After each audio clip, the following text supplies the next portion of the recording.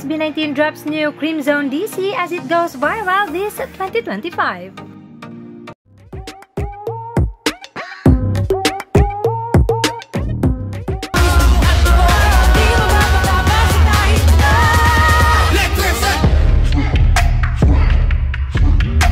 Yes, Cream Zone is going viral again with a new DC by Jonjon Batitik.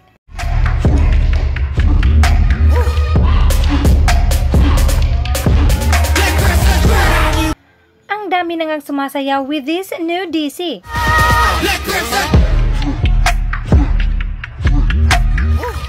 And of course, hindi magpapahuli ang ating mahalima, Minus Ken na nasa Japan pa at may tinatapos.